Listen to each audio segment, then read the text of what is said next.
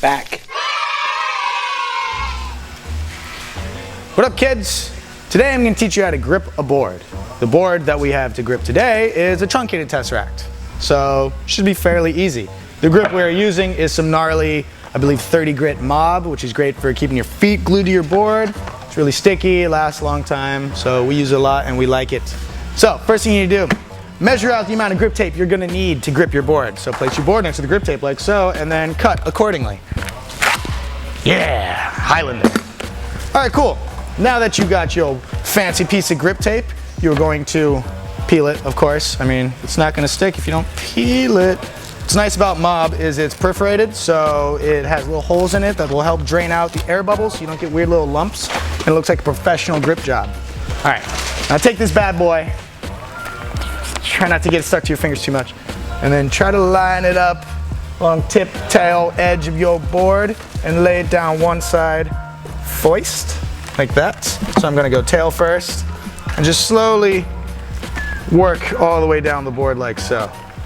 Adjusting like that. This board's got a lot of curvatures, but this stuff is pretty flexible. So here we go. Moving and pretty much kablam. Apply all around pressure. Another good little trick to do is take this guy, lay him down, so this way you don't rough up your hands and just like smooth out them air bubbles, if any. Ba-boom, boom, whoop, boom, ba-boom, boom, along the rails a little bit.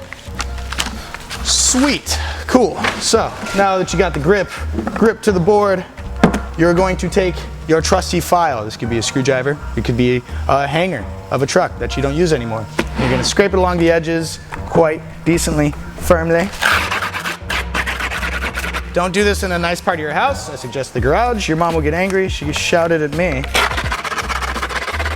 So you don't need to grind it all the way until all you see is board through the grip tape. You kind of just need to see a little bit of a white line situation going on here. That's how you know you're making it through. And this just keeps the grip tape from peeling up along the edges so it stays on your board and no water gets in and your grip tape doesn't just come off. All the way around, slowly but surely. Make sure your grip tape's not sticking to people's pens. Bam. Nose is always the hardest. Now, bam. So you got your board, you should be able to see the outline of your board through the grip tape very well, like that. And now, what I like to do is I like to peel up the edges just a bit, you know, just pull them up all around the board like this. Ba-boom, boom, boom, ba-doom, ba-doom, ba-doom. This will make it easier to cut, because when they're drooping down, they're probably sticking to the sides of the boards and you don't get such a clean cut. Now, in order to get the cleanest cut, use a fresh razor blade. And then, you're gonna take the board and you're gonna cut towards you. I know kindergarten says you shouldn't do that, but it's the easiest way to grip a board and cut off all the excess. So start usually in a straight point, makes it easier. And then you're kind of gonna wanna lay the blade like that. It's like 45 degrees to the board, so you're cutting at a very nice continuous angle. And then you should just be able to pull it towards you and it'll cut through the thinner part of the grip tape that you filed down. Ooh, sometimes you encounter little nicks and whatnot, but that's typical. When you start getting the curves, adjust. Like so. Yeah, this is a little janky. This board's been used, so you know, the rougher your rails are, the harder it'll be to cut, but usually you'll make it through just fine. Nice technique to do is do a slight slice down like that. Like, as you're pulling, that'll help slice through the grip tape when it reaches a bind. Curves are always the hardest part, but you can make it through just fine. God, this part is super janky. All right, there we go. And check that out.